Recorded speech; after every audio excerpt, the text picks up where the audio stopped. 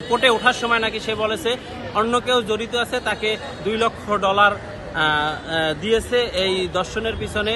এটা অন্য কোনো রাষ্ট্রের পলিসিকে ব্যাঘাত ঘটানোর জন্য ও এটা হতে পারে একটা ষড়যন্ত্র, যে দর্শন বেড়েছে, মানুষের এই সরকার খারাপ, এই ধরনের একটা চিন্তা ভাবনা থেকে তৃতীয় পক্ষ কেউ করতে পারে, কারণ তৃতীয় পক্ষ সুবিধা নিতে পারে। কারণ মানুষ যখন বুঝবে যে এই সরকারের আমলে এইগুলো ঘটছে, তাই এগুলো খারাপ, এই সরকার ভালো না, এই ধরনের একটা কোশ্চেন তুলতে পারে বা উঠতে পারে, যার জন্য এই ধরনের ঘটনা ঘটাতে পারে। এখন এটা টাকা দিয়ে ঘটিয়েছে কিনা এইটা রাষ্ট্রের দায়িত্ব, ইনভেস্টিগেশন করে তারা, রাষ্ট্র এটা পদক্ষেপ নেবে। আমি প্রথমে সহমর্মিতা জানাচ্ছি রামি স্যার পরিবারের প্রতি এবং বাংলাদেশের মানুষের প্রতি। আমিও খুবই বরাক্রান্ত এই আজকে মর্মান্তিক চার্জশিট পড়ার সময় যে আমার ভিতরে যে অনুভূতিটা হয়েছে সেটা আমি বর্ণনা করে শেষ করতে পারবো না।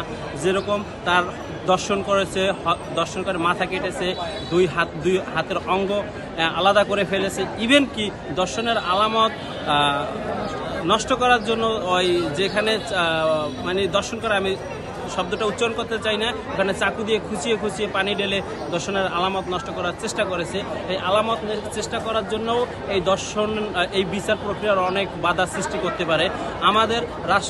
আমাদের প্রধানমন্ত্রী বলেছে 30 দিনের ভিতরে কার্য সম্পাদন করবে।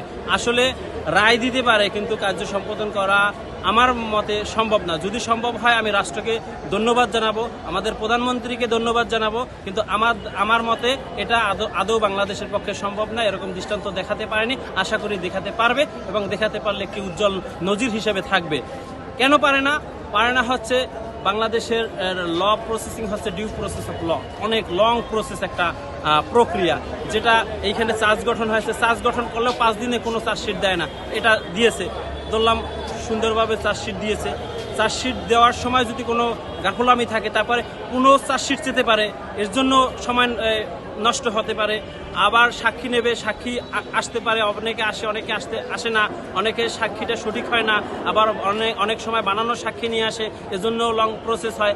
সাক্ষী দুই পক্ষের সাক্ষী, বাদী পক্ষের সাক্ষী, আসামি পক্ষের সাক্ষী সমাপ্ত হওয়ার পরে আর্গুমেন্ট হবে, আর্গুমেন্টের পরে নিম্ন আদালতের রায় হবে। নিম্ন আদালতের রায় শেষ করার পরে আসে কোথায়?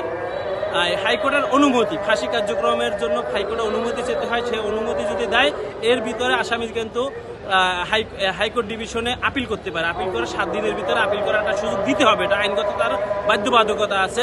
এই আপিল করার পরে এই হাইকোর্ট একটা লং টাইম হয়, যেটা পেন্ডিং মামলা থাকে, যা পেন্ডিং আপিল বলে। পেন্ডিং আপিলে অনেক লং সময় খেয়ে যায়। এটা আমি হাইকোর্টের অ্যাডভোকেটরাই জানে যে আসলে কি পরিমাণ লং টাইম হয় এবং কি পরিমাণ হেনস্থ হইতে হয়। সাধারণ মক্কেলরা তো বুঝে না বোঝার কারণে তারা তড়িঘড়ি করে, কিন্তু আসলে এটা সম্ভব হয় না। কারণ হচ্ছে ওখানে অনেক একটা ডেট পেতেই শুনানি করার জন্য পেতে ভোগ হতে হবে। মনে করেন 80 হত্যা মামলা, সিনহা হত্যা মামলায় কিন্তু এখন পর্যন্ত চূড়ান্ত শুনানির জন্য এখন পর্যন্ত হাইকোর্টে উঠাতে পারেনি, ডেট পড়েনি, সামনে ডেট পড়বে।